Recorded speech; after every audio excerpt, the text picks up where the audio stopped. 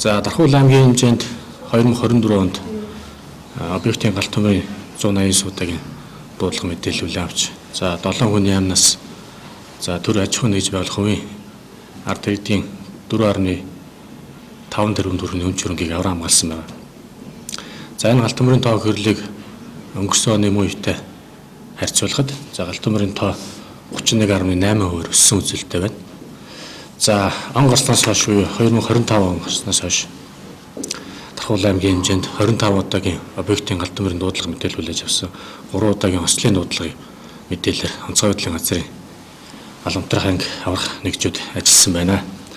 За энэ галт төмөр гарсны улмаас нийт 52.5 галт төмрийн уламтаас 52.5 сая төгрөгийн өмч хөрөнгийг авран хамгаалсан. За галт төмөр өртөж 3 хүний амнаас за 2 хүн төлөөдөж гэмтсэн гэсэн юм мэдээлэл байгаа.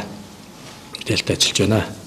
За галт төмрийн гарч байгаа шалтгаан нөхцөл дүгнэлтэйг үзэхэд за нийт галт төмрийн 80 гаруй хувь нь одоо гэр хороолол буюу за галт зөвшөөрлөлтийн 5 дугаар зэрэглэлийн барилга байгууламжийн хувийн байшин гэрт гарсан галт төмөр эзэлж байна.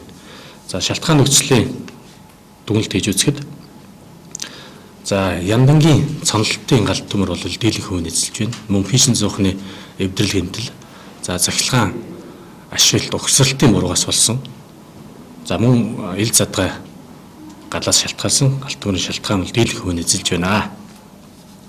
За тэгэхээр урдахгүй Монголын уламжилт сар шинийн баяр болгочтой холбогдуулаад онцгой дэглэм байгууллагаас өрчин сэргийлэх арга хэмжээнд авч хэрэгжүүлээ ажиллаж байна.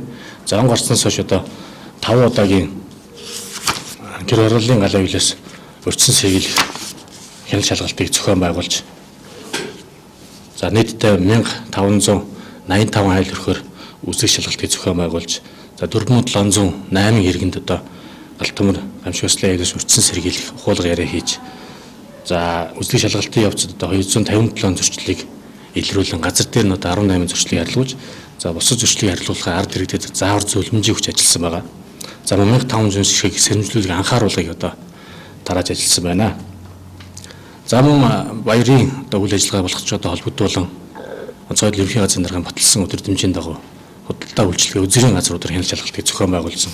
За мөн одоо сар шинийн баярын өдрүүдээр одоо ачаал тавьдаг сүмхийд шашны байгууллагуудын бас галын илүү байдлаа ангуулах чиглэлийн үсэг шалгалтыг зохион байгуулсан. За энэ шалгалтанд нийтдээ худалдаа үйлчлэгээний 24 байгууллага за сүмхийд шашны 7 байгууллагыг хамруулсан. За шалгалтын явцад галт төмөр аюул төрөж болзошгүй 144 зөрчлийг илрүүлэн за 48 зөрчлийг газар дээр нь арилгуулж за бусад зөрчлийг арилгуулахаар галт төмөр улсын хяналтын байцаагчийн заавал албан шаардлага 46 мэдээлэл нэгийг хөрвүүлэн за бусад зөрчлийг арилгуулах хэрэгжилтний хяналт тавин ажиллаж байна. За ард иргэдэд анхааруулахад сар шинийн баяр амралтын өдрүүдэд галт төмөр аюулаас өрчин сэргийлж за 24 цагийн турш одоо фишн зуухны ачаал ихсдэг цахилгаан хэрэгслийн ачаал ихсдэг учраас энэ чиглэлийн одоо зөрчлөөс өрчин сэргийлж хараа хяналттай байж бага насны хүүхдийг хараа хяналтгүй орхихгүй байх за фишн зуухны аюулгүй байдлыг хангах за цахилгааны одоо ачааллын шаардлага хангасан уртцах чирглэх за цахилгаан хэрэглэлүүд одоо хит ачаалттай байхаас өрчин сэргийлэх за хараа хяналтгүй одоо ладын за зулын гал мөн одоо хүж зул арцны галыг одоо хараа хяналтгүй орхихгүй байх хараа хяналттай байх талаар одоо онцгой анхаарчээ гэж хэлмээр байна.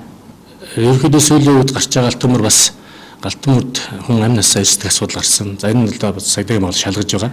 За ер нь бол магадлалаар бол бас архитектын согтурсантай холбоотой байх болзошгүй. Тийм учраас одоо энэ ахын хүрээний архитектийн асуудлыг бас сэрэмжтэй сонортой байхгүй л энд архитектын согтурсан үед одоо хараа хяналтаа алддаг, ил галыг одоо хараа хяналтгүй орхидог, фишн зуухны аюулгүй байдал алдагддаг. Үүнээсээ болж одоо амьсдаг асуудал гардаг. Тийм учраас иргэд та бүхэн энэ дээр бас анхаарал болгоомжтой байхыг онцгой анхааруулж байна.